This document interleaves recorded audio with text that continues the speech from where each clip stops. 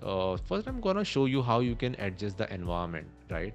So right now you can see there is some background and there is some ground as well with some texture. So let me show you how you can set up a environment. So first go on this project setting, then you have this tab open on the right hand side where it will show you you can add like different settings like environment, ground, sound and others. So an environment is basically lighting and the background image, or the sky and everything of this particular project. So for example, right now you can see this HDRI has been selected as a ground. I can change it from all these different options. Like we have also a very default sky shader which also consists of a sun. So let me select that.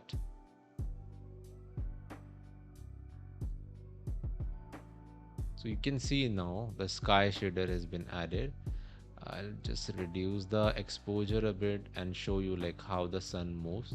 So this is basically the sun setting. I can move the sun position, rotate and everything where the sun should come, right?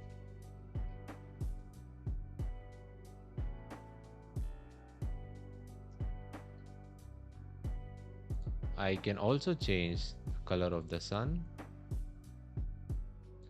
Let me increase this intensity, right? We can, pretty much have like any color of the sun. So for now, I'll keep it like mostly like a white color. And now you can also adjust the ambient light, which is basically the default lighting around the environment. You can also adjust the environment intensity. This is basically the impact of the HDRI that we selected. So it can be anything, and based on the colors of HDRI, the all the objects will reflect. And exposure is basically the light you want to allow into the camera.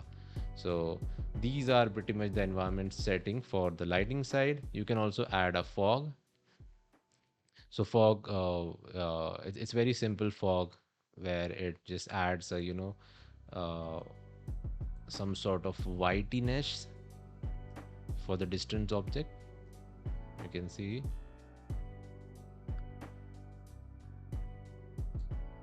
and you can even change the color of the fog. So if I want to do something like greenish, for the haunted kind of a game, I can choose this color, and we have a fog ready on our game. All right.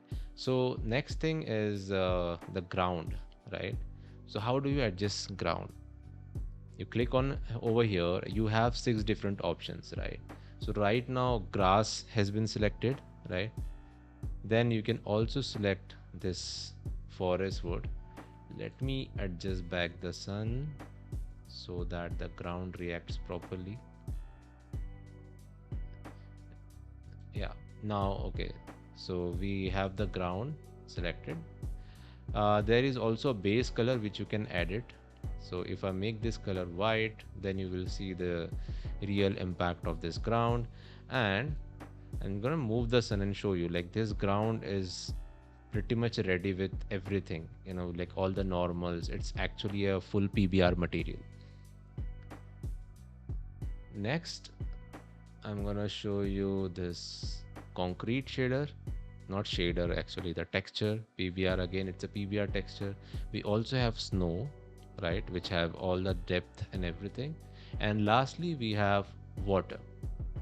This is like a real moving shader which simulates like the real life water. And you can see it also have reflections scene. So if you want to make some sort of island scene, then uh, this can be really helpful. But let's say you want to keep things super simple, so you can even have a very plain ground and you can change the color and everything of that particular ground. So for example, you can change from series of different colors. Let's say something similar to grass if I want to select this. And you can also adjust the roughness and reflectivity.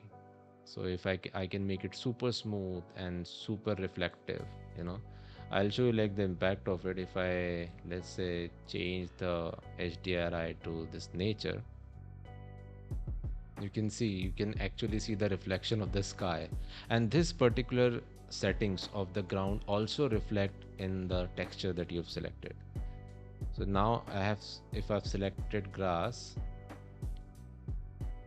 you can also make the grass a bit shiny. Yeah.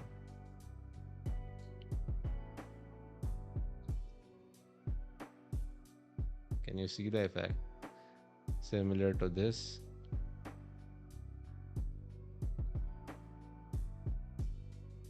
So yeah, that's how, that's, you can just play around with it. And if you want, if you're not happy with the default ground, you can literally add a plane of your own texture and own ground, or even your own terrain into it. I will explain you how you can do that later.